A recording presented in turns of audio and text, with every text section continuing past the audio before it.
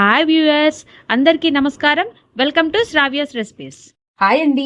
ఇవాళ మన రెసిపీ కాకరకాయ ఉల్లిపాయ వేపుడు. అయితే ఈ రెసిపీ ఎలా చేయాలనేది చూద్దామా ఇప్పుడు.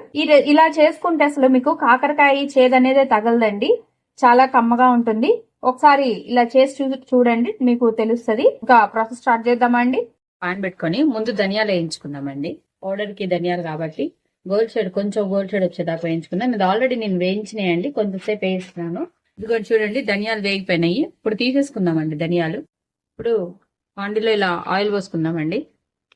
కాకరకాయ మగ్గటానికి పోసుకుందామండి. మరీ డీప్ ఫ్రై కాదు, అలా అని చెప్పి కొంచెం మరీ తక్కువ పోసుకోకండి, మీడియంగా పోసుకోండి ఆయిల్. ఇదిగోండి ఆయిల్ వేడెక్కింది. ఇప్పుడు మనము కాకరకాయలు వేసుకుందాము. ఇట్లా చూడండి, ఇలా కాకరకాయ ఇలా సన్నగా పొడుగ్గా తరుక్కోవాలండి. అన్ని కాకరకాయలు కూడా తరుక్కొని ఆ కాకరకాయలు వేయించుకుని కొంచెం పసుపు వేస్తున్నానండి. అది మొత్తం కలుపుకుందామండి. కాకరకాయ కంప్లీట్ గా మనము డీప్ ఫ్రై చేస్తే ఎట్లా అయితే వేగుతుందో ఆ ప్యాటర్న్ లోకి తీసుకొచ్చుకోవాలండి. ఆ ప్యాటర్న్ లోకి తెచ్చుకున్న తర్వాత కర్రీ తీసుకోవాలి. ఓకే, ఈలోగా మనం పౌడర్ రెడీ చేసుకుందామండి రెసిపీ. ఇది వేగనిద్దాం అంతలోకి. ఇలా ఒక జార్ తీసుకున్నాం కదా, దీంట్లో మనం ఇందాక ధనియాలు వేయించుకున్నాం కదా, అలా ధనియాలు వేసుకుందామండి. ధనియాలు, కొంచెం జీలకర్ర, కొంచెం కారం, కొంచెం ఉప్పు వేసుకుందామండి. ఇప్పుడు ఈ మొత్తం కూడా మనం మిక్సీ పట్టుకొని పక్కన ఉంచుకోవాలండి.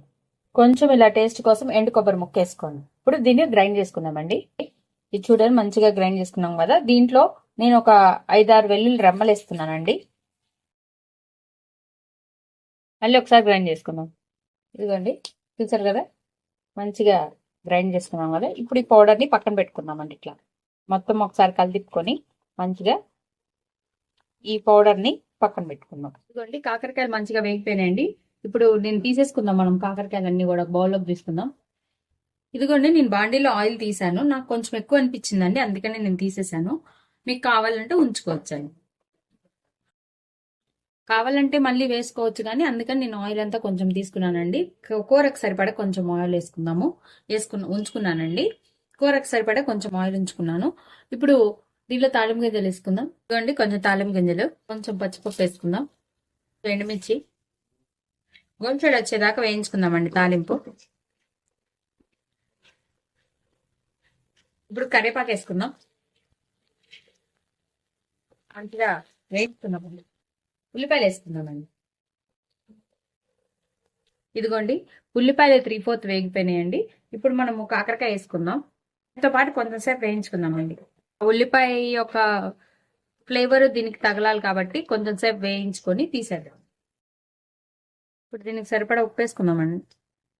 కొంచెం ఉప్పు వేసుకోండి, ఎక్కువ అక్కర్లేదండి, ఎందుకంటే మనము ఆల్రెడీ దాంట్లో కారంలో ఉప్పు వేసుకున్నాం కాబట్టి కొంచెమే ఉప్పు వేసుకోండి.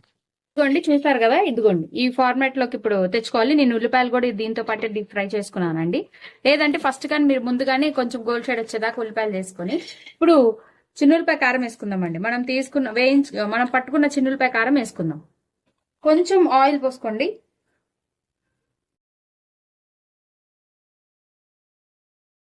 కావాలంటే పోసుకోవచ్చండి, అంతేగాని ముందుగానే ఆయిల్ ఎక్కువ తినే వాళ్ళైతే ఉంచుకోవచ్చండి.